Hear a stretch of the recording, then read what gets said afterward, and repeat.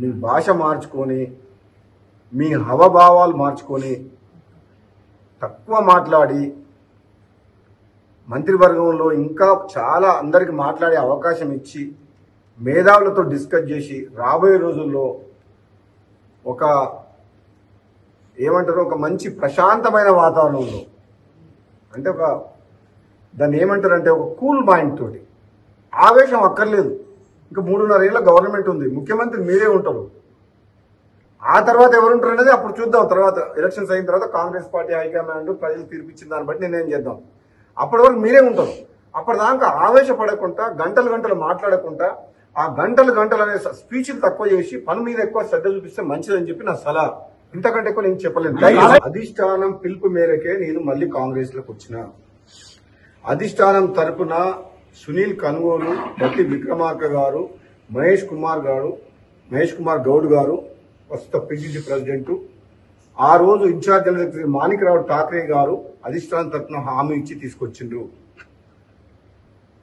20 నెలలు ఆలస్యమైన నాకు బాధ లేదు, కానీ ఈ ప్రభుత్వంలో ఉన్న పెద్దల భాష మార్చుకొని ప్రజల పక్షాన నిర్ణయాలు తీసుకొని వీలైనంత త్వరగా మంత్రివర్గ విస్తరణ ఖాళీలు కూడా భర్తీ చేసి వీలైనంత త్వరగా స్థానిక సంస్థల ఎన్నికలు పెట్టి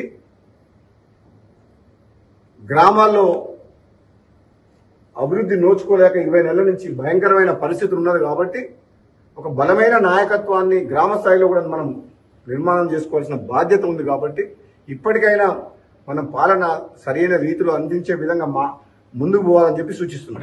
డిజిటల్ మీడియా మీద ఎందుకు సీఎం రేవంత్ రెడ్డి ఫ్రస్ట్రేషన్ కూడా మాట్లాడుతూ చెప్పనుకోవాలి? సోషల్ మీడియా కానీ మీడియా వాళ్ళ మీద కూడా అధికారంలోకి వచ్చిన తర్వాత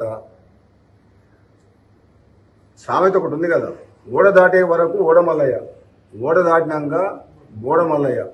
డిజిటల్ మీడియా విషయంలో కూడా రేవంత్ రెడ్డి గారు మాట్లాడిన మాటలు వింటే నాకు అదే సామెత గుర్తొస్తుంది. కానీ ముఖ్యం ఆవేశపూరితమైన ప్రసంగాలు మాట్లాడి ప్రతిపక్షాలను తిట్టి ప్రజలందరూ అసహించుకుంటున్నారు. మీరేం చేస్తారో చెప్పండి, మీరు ఇచ్చిన మాట నిలబెట్టుకోండి, కానీ ఊరికే 20 నెలల నుంచి మరి సేమ్ అనకండి అని ప్రజలు అనుకుంటున్న విషయాన్ని చెప్తున్న తప్పితే నేను వ్యక్తిగతంగా